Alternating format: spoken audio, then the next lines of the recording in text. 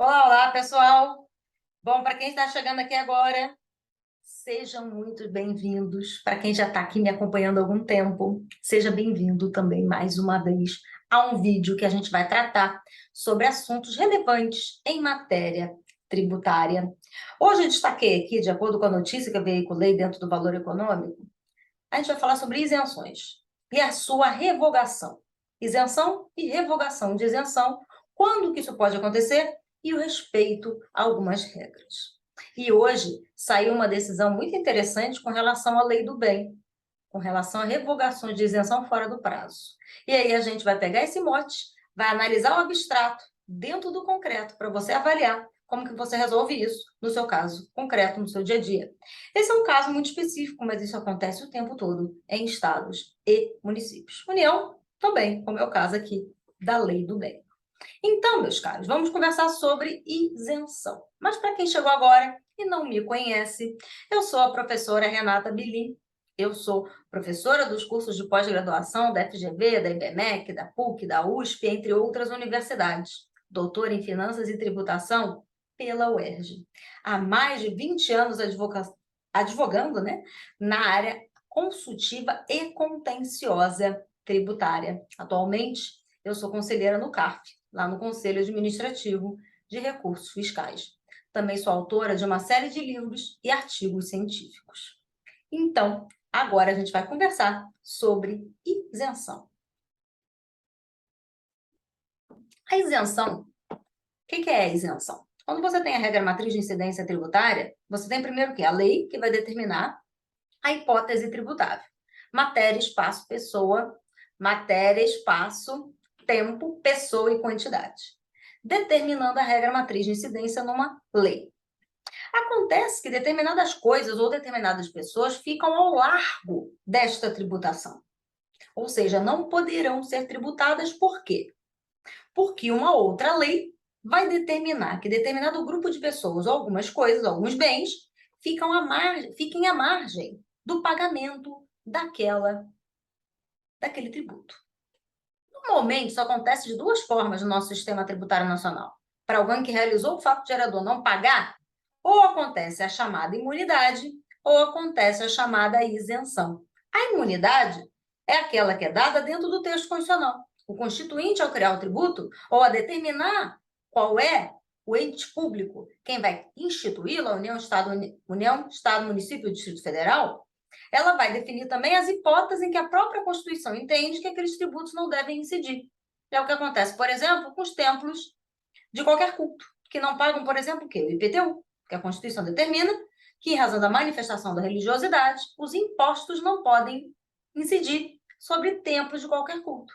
Então, se você é uma igreja, você é proprietária de um imóvel, você não vai pagar IPTU sobre ele, mesmo locado, segundo recente jurisprudência do Superior Tribunal de Justiça e do STF sobre esse tema. Então, a gente tem que a própria Constituição ela cria as formas e tipifica quais são as hipóteses em que determinada situação não será tributada. Jornal e livro. Não vai pagar ICMS, embora seja uma mercadoria. Só que a Constituição ela quer resguardar um bem maior, que é todo o quê? O direito à informação, o direito à cultura. E se ela grava isso, ela dificulta o acesso. Então, ela falou, não, essa galera aqui está fora.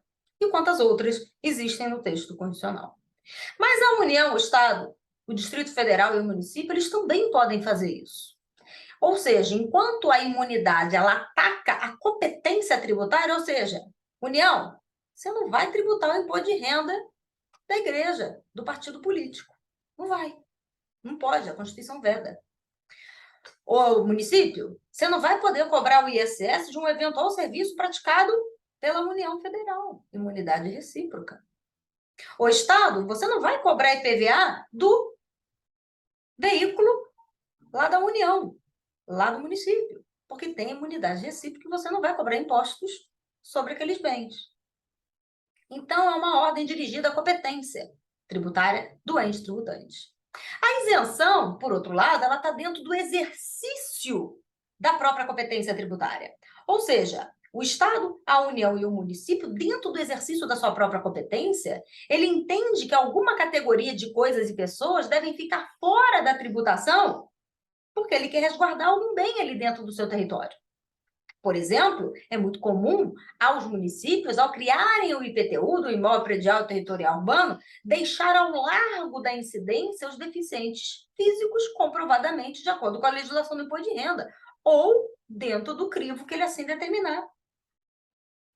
Então, se você tem alguma deficiência dentro daquela realidade e conseguiu, você não vai pagar IPTU, mas se você é proprietário de um imóvel predial e territorial urbano no território do município XPTO, teoricamente você é contribuinte.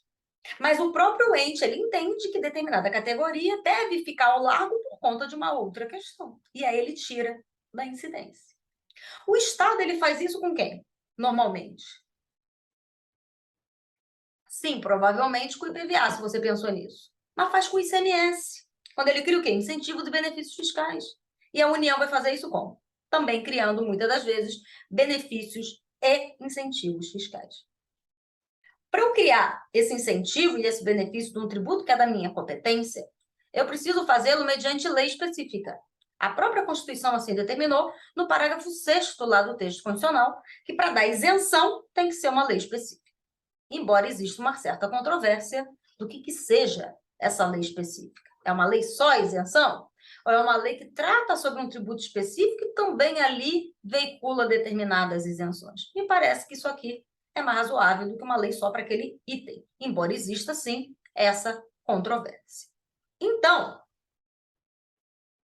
não é no decreto, nem na instrução normativa, nem na portaria que você vai ver isenção. É uma lei do ente tributante. Inclusive, está previsto no artigo 175, lá do Código Tributário Nacional. A isenção, por outro lado, ela vai ser uma causa que vai limitar o quê? A cobrança de um tributo. Ela suspende o quê? O lançamento. Ela dispensa o pagamento de um tributo. Então, na linha do que entende o Supremo Tribunal Federal, a isenção ela é uma dispensa legal ao pagamento de tributo. Ou seja, eu comprei o bem, eu sou contribuinte, o fato existiu, a obrigação está aqui, mas veio uma norma que recorta aqui, ó, uma parte, ó, não vai precisar pagar não, dentro desses requisitos XPTO que você cumpriu. Então, com isso, ela vai o quê? Impedir a própria ocorrência da constituição do crédito tributário. Então, eu limito a competência, ou melhor, dentro do meu exercício de competência, eu vou o quê? Reportar a minha regra, a minha linha do tempo de ocorrência da toda a sistemática tributária. Lei, fato gerador, obrigação, até aí tudo existiu, mas caso você não pague, vai constituir o crédito pelo lançamento. Nesse caso você não pague e você não vai pagar porque você está dispensado, você não vai ter lançamento. Por isso que o Código Tributário diz que a isenção é uma forma de excluir o crédito tributário no tocante à obrigação principal, ao tributo. Porque se eu excluir juros e multa, você está na seara da anistia. A anistia é o quê? É o perdão de multas, o perdão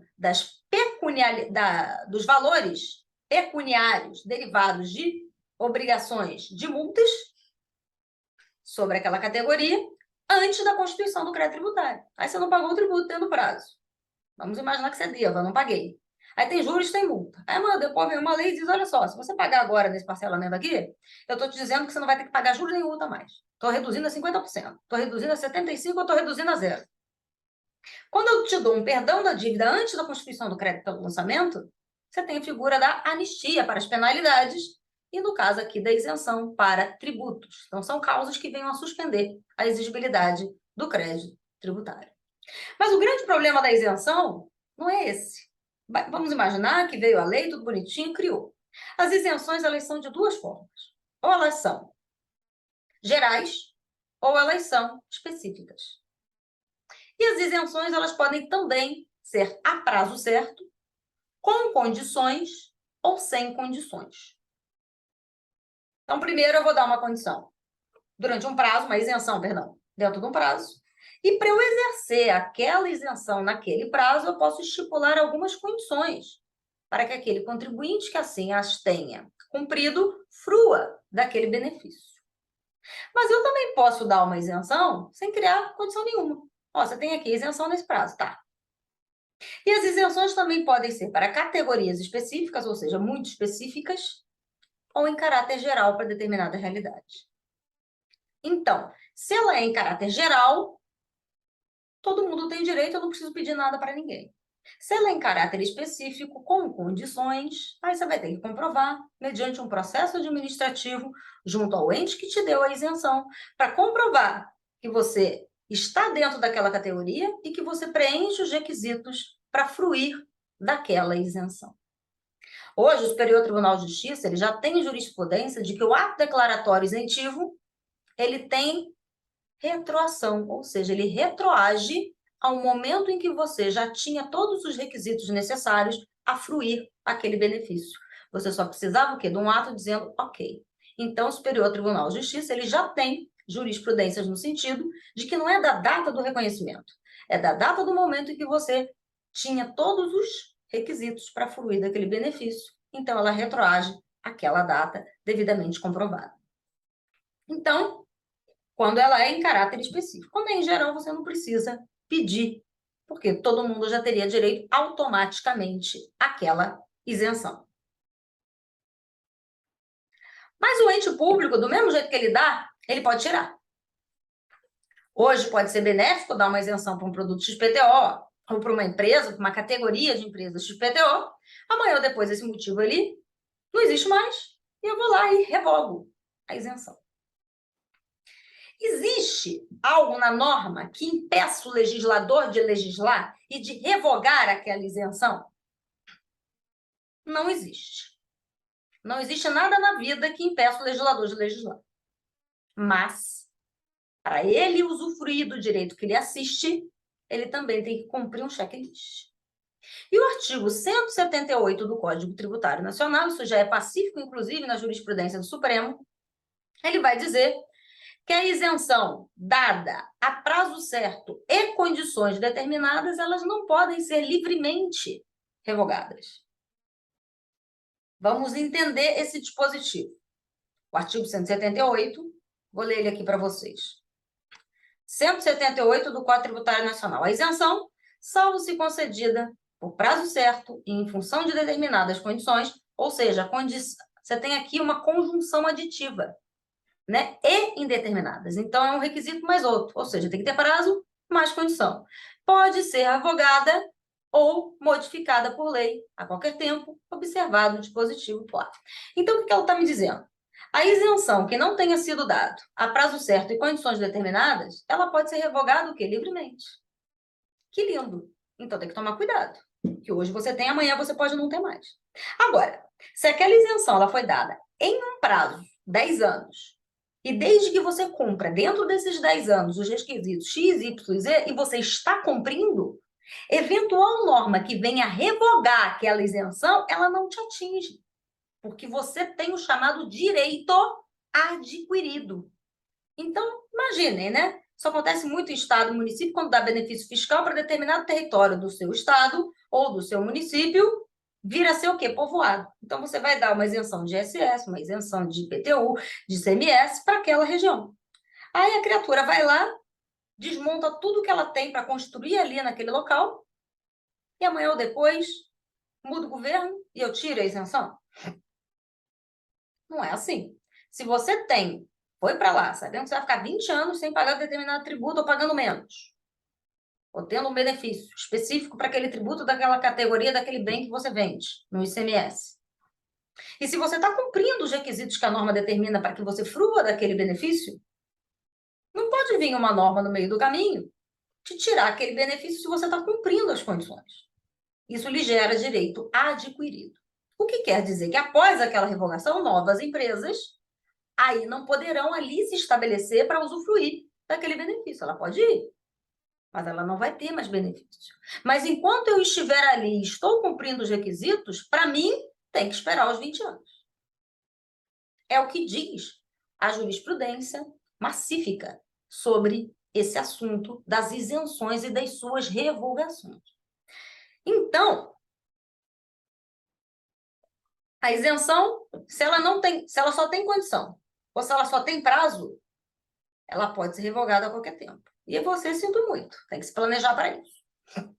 Agora, se tem prazo e tem condição, e você está cumprindo a condição, para você vai até o final. Para os novos, aí não vai poder gozar, porque ela já teria sido o quê?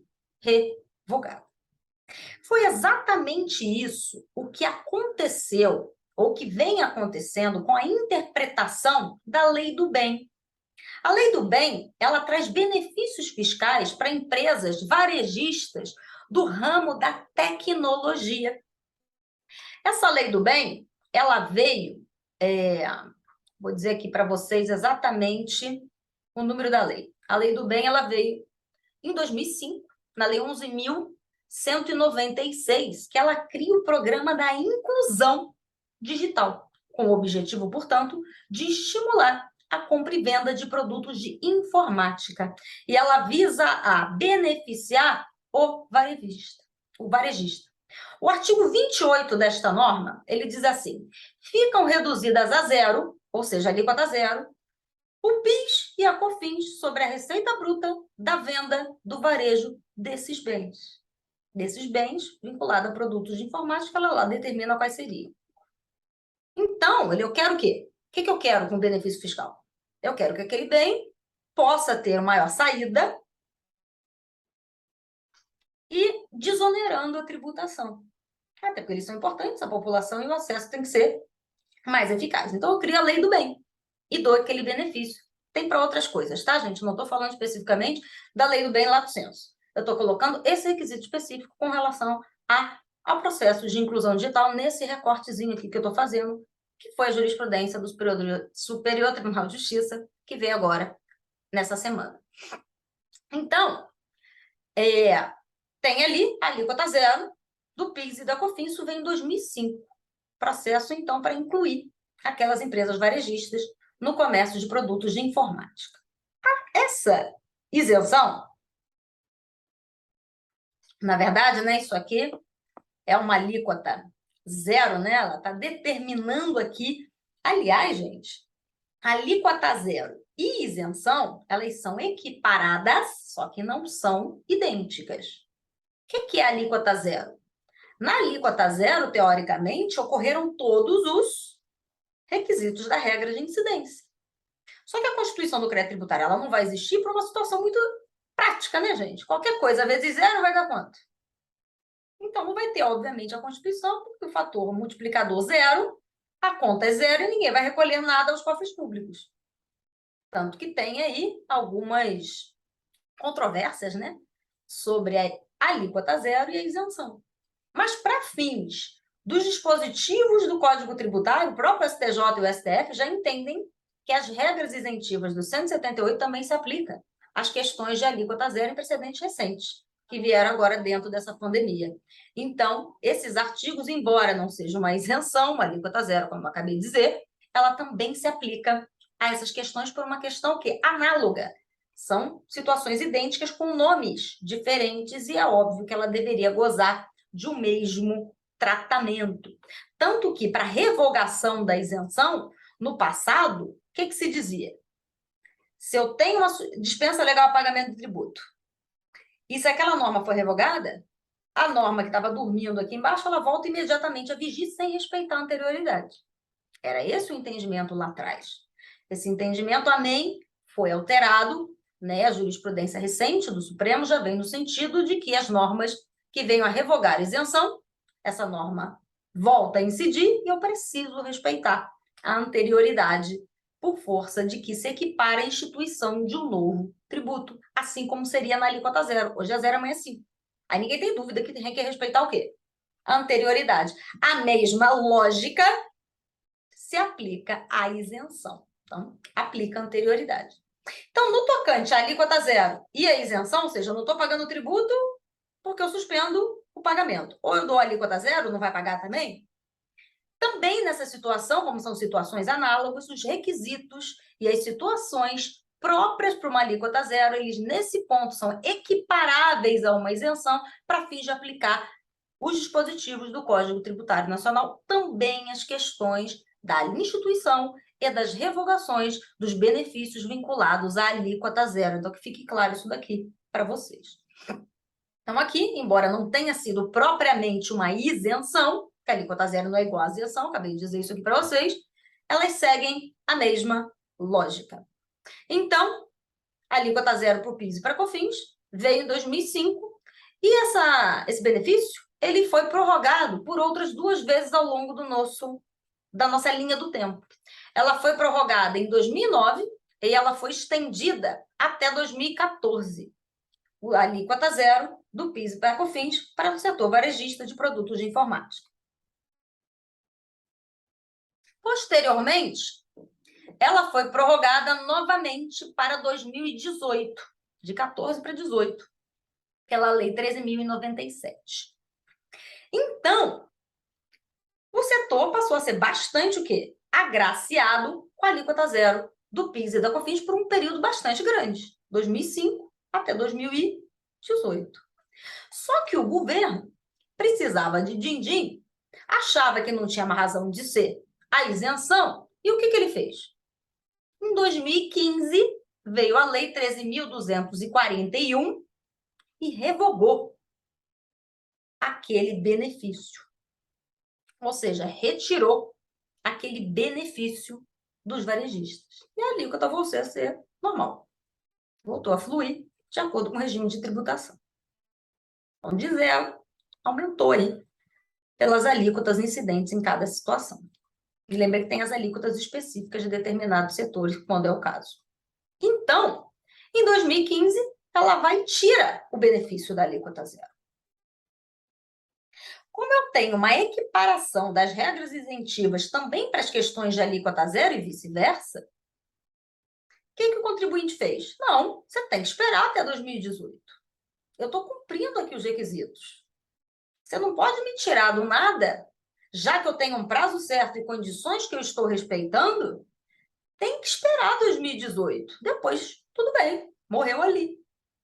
Então, os contribuintes buscaram, muitos deles, a tutela jurisdicional, para que eles continuassem não pagando o PIS e a COFINS até 2018 e pleiteando a inconstitucionalidade, a ilegalidade desta norma aqui, que, aliás, inconstitucionalidade não vai ser, né, porque o Supremo já avaliou que ele não tem competência para analisar esse tema, é uma questão afeta ao STJ na análise infralegal, Código Tributário e as questões vinculadas e como que isso é aplicado também nos casos da alíquota zero. Então, a validade dessa revogação passou a ser analisada pelos tribunais até que chegou ao STJ.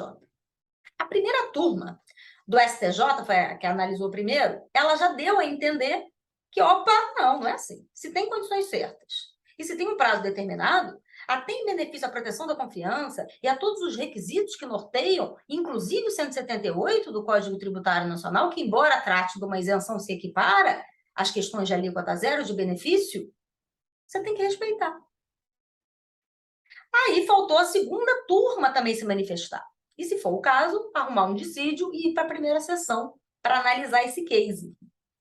E aí foi exatamente o que aconteceu essa semana, gente, né? A segunda turma, ela analisou essa questão e deu exatamente o mesmo tratamento que a primeira turma. Se vocês quiserem anotar o precedente, o da primeira turma é o RESP 19.41.121. 19.41.121, que é o antigo. E o da segunda turma, que é agora esse recente, é o 19.87.675. 19.87.675. E nesse precedente, a Corte também entendeu que deveria respeitar o limite de 2018 e não a revogação dada em 2015. Exatamente até o ministro Herman Benjamin, que foi o relator desse case, ele considera que a alíquota zero ter sido instituída por prazo certo em condições fixadas pela lei para sua fruição, ela tem um caráter oneroso, havendo, portanto, a exigência para que a empresa deva se submeter àquele processo específico de produção, o que caracterizaria, portanto, a onerosidade para usufruir daquele benefício, daquela alíquota zero.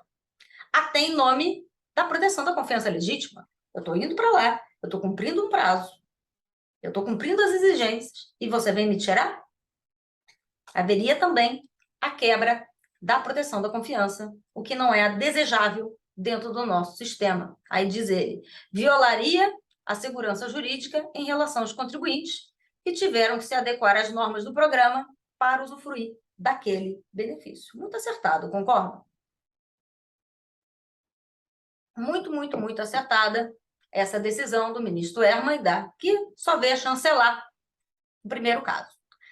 A PGFN muito provavelmente deve entrar com embargo de declaração, mas eu acho que até ela já se convenceu de que é assim mesmo, no sentido de que fique claro, nesse precedente, que somente os contribuintes que venham a provar que estão que cumpriram durante aquele período, né, até 2018, a gente já está em 2022, que cumpriram todos os requisitos da norma, é que valeria a alíquota zero naquele período. Então, muito provavelmente vai ter alguns embargos para deixar isso muito claro, né? Pelo menos é o que a gente imagina, mas isso gera o quê? Uma oportunidade. Então, para aqueles que têm que são agraciados daquele período pela lei do bem, ou estão voltar a pagar o tributo, então você tem a repetição do indébito. Ou, o que pode acontecer?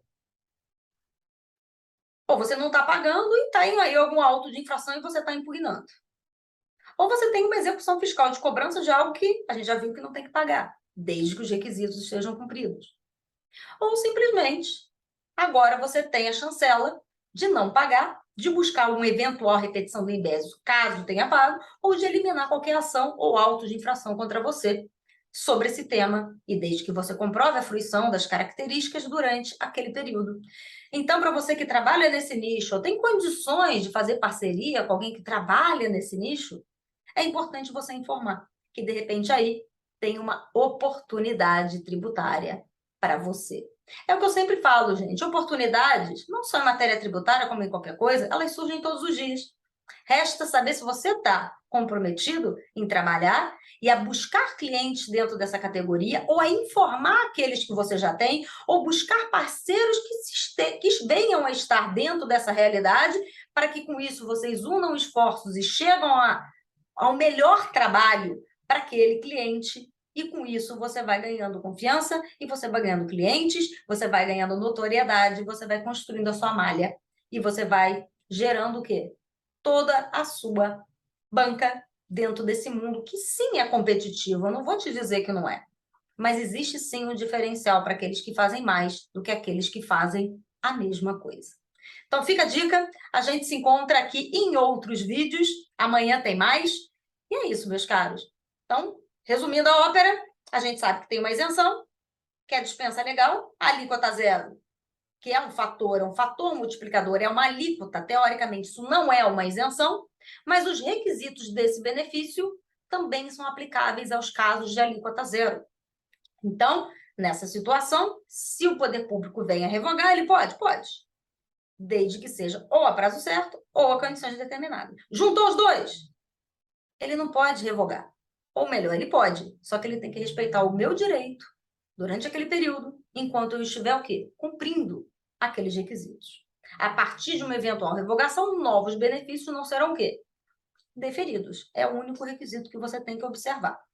E aí, buscar a tutela jurisdicional, caso você tenha tido alguma retaliação do poder público, Estado, União, Município ou Distrito Federal, na fruição desse seu direito adquirido, como aconteceu agora na Lei do Bem, em que a jurisprudência do STJ vem formando agora a sua pacificação no tocante de que aqui também se aplica o 178 do Código Tributário Nacional, e para aqueles contribuintes que estejam cumprindo as exigências naquele período, deve-se observar o período total do prazo, e a alíquota zero deverá ser mantida, naquele caso, até 2018. E a revogação a destempo, vinda em 2015, só alcança novas situações, mas aquelas antigas, que já estavam lá, que já estavam fluindo, e cujos benefícios já estavam ali sendo observados, ele tem que prevalecer, e o direito adquirido dessas atividades devem ser respeitados, e você, portanto, não é devedor do PIS e da COFINS naquele período, com relação aos varejistas, na venda de produtos de informática por força do Programa de Inclusão Digital, inaugurado, entre outras coisas, pela Lei do Bem. É isso, meus caros. Ficamos, então, no próximo vídeo. Um abraço. Até o próximo.